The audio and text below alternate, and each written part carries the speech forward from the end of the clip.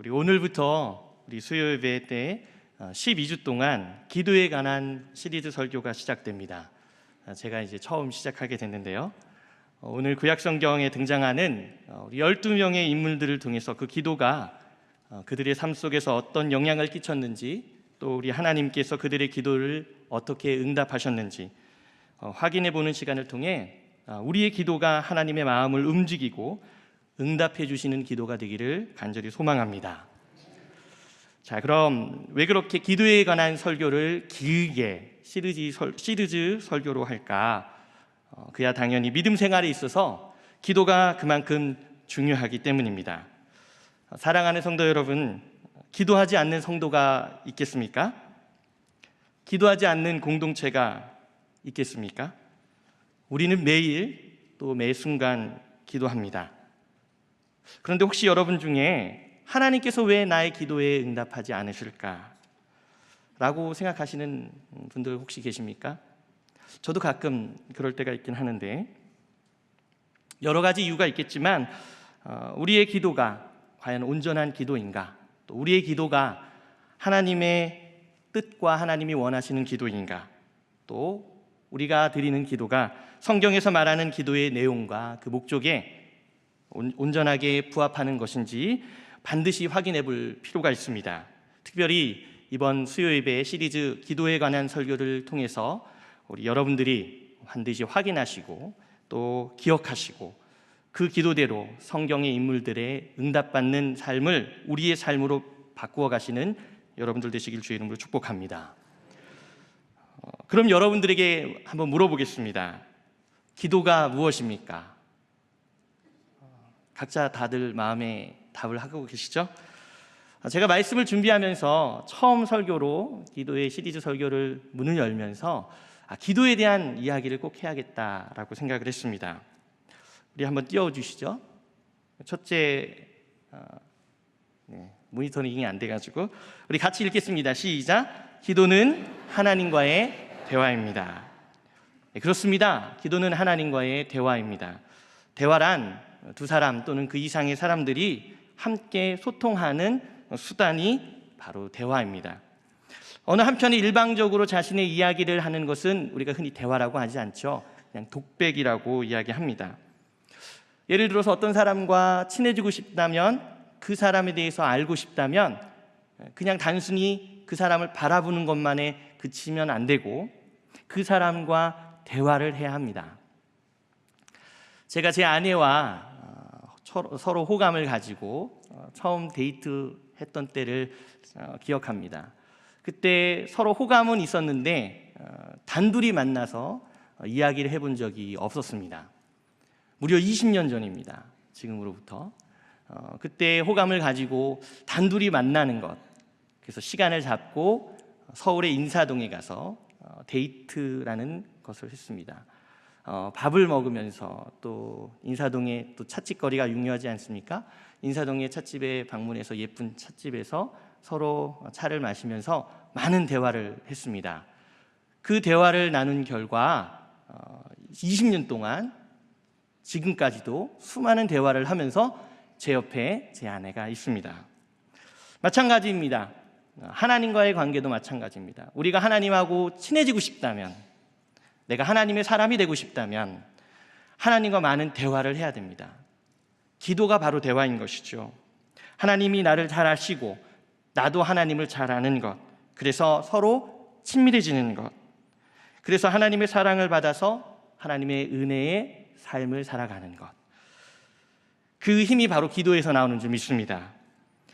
저 역시 마찬가지입니다. 결국 제가 지금 4명의 여자들에 둘러싸여서 꽃밭에서 살고 있는데요, 우리 하나님께서 그 데이트의 대화의 결과로서 또 이렇게 은혜를 주신 줄 믿습니다. 아멘이 없으시군요. 저만 아멘 하겠습니다. 우리 둘째입니다. 같이 읽겠습니다. 기도는 생명의 호흡, 영혼의 호흡입니다. 작년과 올해 특별히 화재 사고가 크게 났습니다. 그래서 화재 사고로 인해서 목숨을 잃어버리는 내용들이 우리 신문과 방송에서 많이 들려졌습니다. 화재 현장에서 목숨을 잃는 것, 잃어버리는 것, 아마 뜨거운 화마에 휩싸여서 그렇게 될 것이다 라고 생각하지만 거의 70에서 80% 이상이 화마에 의한 목숨을 잃는 것이 아니라 유독가스와 연기의 질식으로 인해서 호흡하지 못해서 죽는 경우가 태반이라고 합니다. 마찬가지입니다. 기도하지 않으면, 우리 신앙생활에서 기도가 끊기거나 막히면 우리의 생명의 호흡이 끊어지고 우리의 영적 삶도, 생명도 죽게 되는 것입니다. 반면 기도를 열심히 하면 우리의 영혼의 호흡이 원활해지고 영적인 생명이 날로 날로 건강해집니다. 그리고 우리를 창조하신 창조주 되신 하나님의 소통을 통해서 하나님께서 우리를 지으신 목적대로 하나님을 영화롭게, 하나님을 기쁘게 하시는 줄 믿습니다. 세 번째입니다. 함께 읽겠습니다. 기도는 축복의 문, 축복의 통로입니다. 기도는 하나님의 마음을 여는 능력이 있습니다. 믿으십니까? 기도는 하늘의 문을 여는 힘이 있습니다. 믿으십니까? 하늘 문을 열고 우리 하나님께서 우리에게 복을 주실 때에 우리의 기도를 통해서 우리 하나님께서 우리에게 베풀어 주시는 줄 믿습니다. 우리 창세기 14장 19절 말씀이 있는데요, 지극히 높으신 하나님의 제사장 살렘왕 멜기세덱이 아브라함을 위해서 하나님께 이렇게 간구합니다. 우리 함께 읽겠습니다. 천지의 주제이시오 지극히 높으신 하나님이여 아브라함에게 복을 주옵소서. 아멘. 멜기세덱이, 하나님의 제사장 멜기세덱이 아브라함을 축복하면서 기도하면서 하는 내용이 바로 축복의 기도였던 것입니다. 기도를 통해서 여러분의 모든 소망이 응답받고 하나님을 감동시켜서 하늘 문을 열고 우리 하나님께서 복을 부어주시는 역사가 일어나기를 간절히 축원합니다. 자, 그러면 오늘 말씀의 주인공인 아브라함에 대해서 우리 함께 살펴보겠습니다. 오늘 말씀의 제목이 아브라함의 기도입니다. 사랑하는 성도 여러분, 여러분 혹시 별명이나 별칭을 갖고 계십니까? 우리 조상님들은 호라는 것을 사용했죠. 유교 문화권에서 중국이나 우리나라 문화권에 특별히 자신의 이름 말고 별칭, 별호, 아호라고 부르는 것들을 사용했습니다. 예를 들어 우리 조선 후기의 실학자 추사 김정희, 또 님의 침묵의 시인 만해 한용운, 또 백범 김구, 도산 안창호, 우리 믿음의 선배인 소양 주기철 목사님. 여기서 혹시 여러분 소양의 뜻이 무슨 뜻인지 아십니까? 잘 모르십니까? 우리 조선시대에 복음이 이 땅에 처음 전해졌을 때 한자에 음독을 해서 저희들이 썼는데요, 예수라는 단어를 야소라고 불렀습니다. 그리고 예수교는 야소교라고 불렸죠. 여기서 그러면 소양이라는 뜻은 바로 예수님의 양이라는 뜻입니다. 신사참배를 반대하다가 옥고를 치르고 순교하신 주기철 목사님, 그분의 호가 바로 소양입니다. 예수님의 양이라는 뜻이죠. 우리 아브라함에게도 별칭이 있습니다. 아브라함은 어떤 별칭이 있나요? 잘 모르시나요? 제가 어렸을 때 이런 찬양을 불렀는데, 믿음의 조상 아브라함은 7명의 아들이 있었는데요, 그 중에 하나 키가 크고요, 나머지는 작대요. 처음 들으십니까? 주일학교 때 많이 불렀는데 여기에 오류가 있습니다. 아브라함의 아들은 7명인가요? 그럼 몇 명인가요? 잘 모르시죠? 창세기 25장에 보면 우리 아브라함의 아들은 사라에게서 낳은 이삭과 애굽 여인 하갈에게서 낳은 이스마엘 외에 후처 그두라에게서 6명의 아들을 낳습니다. 그래서 총 몇 명이요? 8명. 자, 이제 우리 여기 할머니 되시는, 또 어머니 되시는 우리 권사님 집사님들이 우리 자녀들에게 이 찬양을 불러줄 땐 어떻게 불러야 됩니까? 믿음의 조상 아브라함은 몇 명의 아들이 있었다고요? 네, 8명의 아들이 있었다고요. 기억하시기 바랍니다. 어쨌든 우리 여기서 문제를 하나 더 제기할 수 있습니다. 아브라함의 별칭이 믿음의 조상입니다. 근데 우리 창세기에 보면, 창세기를 잘 살펴보면 과연 아브라함이 믿음의 조상이라는 별칭, 호칭을 쓸 수 있을까? 우리 창세기를 바라보면 그렇지 않다라는 사실을 알 수 있습니다. 아브라함은 믿음의 가장 기본적인 조건이 되는 하나님을 신뢰하고 하나님의 말씀에 순종하는 신뢰와 순종을 온전하게 행하지 못했던 사람입니다. 부족했던 사람입니다. 창세기 12장에 하나님의 지시로 그가 본토 친척 아버지의 집을 떠나서 세겜 땅에 이르렀을 때 하나님께서 그에게 가나안 땅을 주시겠다고 말씀하십니다. 그런데 기근이 다가오자 그가 먹고 살기 위해서 애굽으로 내려갔다라는 사실을 성경에서 확인할 수 있습니다. 또한 창세기 15장에서는 그의 아내 사라를 통해서 상속자를 주시겠다, 아들을 주시겠다라고 약속하셨음에도 불구하고 애굽 여인 하가를 통해 이스마엘을 낳았습니다. 심지어 자신의 아내 사라를 누이라고 속여서 2번이나 공경에 빠뜨리는 결과를 범하고 맙니다. 계속해서 문제가 있습니다. 여전히 부족한 모습을 우리에게 보여주고 있습니다.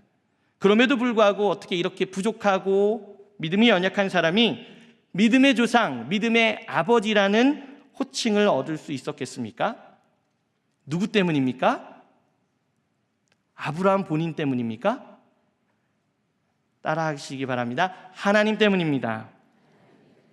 전적으로 하나님 때문에 아브라함은 믿음의 조상이 될 수 있었습니다. 아브라함이 본래 심성이 착해서 또 처음부터 그의 믿음이 신실해서 하나님께서 그를 선택하신 것이 아니라 하나님께서 그냥 그를 선택하시고 그를 믿음의 조상으로 삼아주신 것입니다. 훌륭한 믿음의 조상으로 만들어 가신 것입니다. 창세기에서 우리가 그 내용을 확인할 수 있습니다. 그럼 하나님께서 왜 믿음이 부족하고 연약한 아브라함을 믿음의 조상으로 바꾸셨을까? 어떻게 바꾸신 걸까? 앞서서 말씀드린 기도의 특성 중에 첫 번째, 바로 대화하는 기도로 하나님은 자주 아브라함을 찾아가셨고 또 아브라함은 하나님과 대화 나누는 그 기도의 끈을 놓지 않았던 것입니다. 기도를 통해서 하나님께서 아브라함을 믿음의 조상, 믿음의 아버지로 바꾸어 주신 것입니다. 창세기 13장에서는 아브라함에게 베델에서 그가 여호와의 이름을 불렀다라고 말하고 있습니다. 우리가 여호와의 이름을 불렀다, 무엇을 말하는 것이겠습니까? 기도했다라는 것이죠. 하나님의 이름을 불렀다라는 것입니다. 창세기 15장에서는 환상 중에 여호와의 말씀이 임하자 그가 여호와를 믿었다라는 표현이 나옵니다. 또 17장에서는 99세의 아브라함에게 나타나신 하나님께서 이제 아브라함의 이름을 열국의 아버지 아브라함으로 바꾸어 주십니다. 창세기 20장에서는 그랄 왕 아비멜렉을 위해서 하나님께 기도해서 그 집안의 모든 태가 닫혔던 그 태의 문을 열어서 후손을 생산하게 합니다. 이 외에도 하나님은 아브라함을 계속해서 만나셨고 하나님을 찾았고 하나님은 아브라함을 만나셨고 아브라함의 기도를 통해서 아브라함의 인생을 믿음의 조상으로 바꾸어 가셨던 것입니다. 오늘 제가 선택한 창세기 18장, 바로 이 말씀이 그 사이에 나오고 있습니다. 오늘 본문 말씀은 우리가 익히 알고 있는 소돔과 고모라에 대한 말씀입니다. 성경에서 소돔과 고모라는 반드시 멸망할 수밖에 없는 타락한 장소의 전형적인 모습을 보여줍니다. 그곳은 하나님 보시기에 그 땅에 거하는 거주민들의 가증한 죄악들로 인해서 하나님의 심판을 받아 마땅한 곳이었습니다.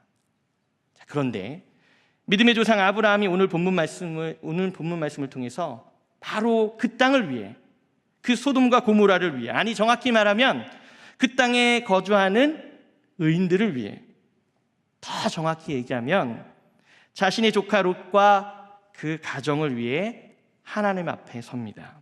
오늘 본문 말씀 22절과 23절 말씀을 우리 한 목소리로 함께 읽겠습니다.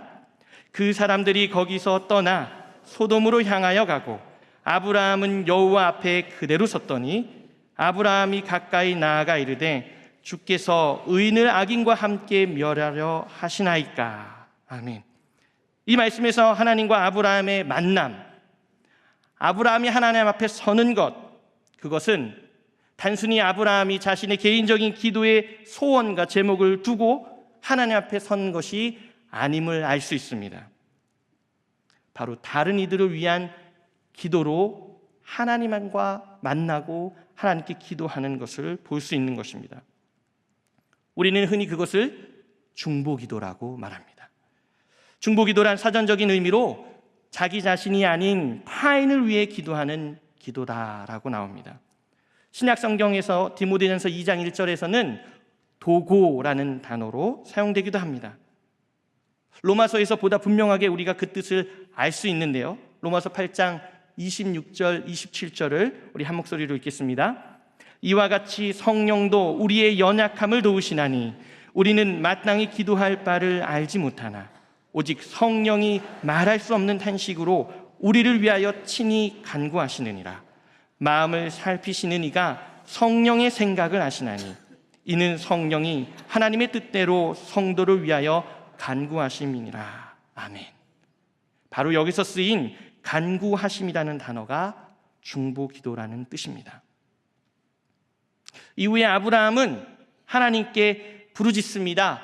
의인을 악인과 함께 멸하려 하십니까? 하나님께 매달리며 의인 50명이 있으면 어찌하시겠습니까? 아니, 의인 45명이면 어찌하시겠습니까?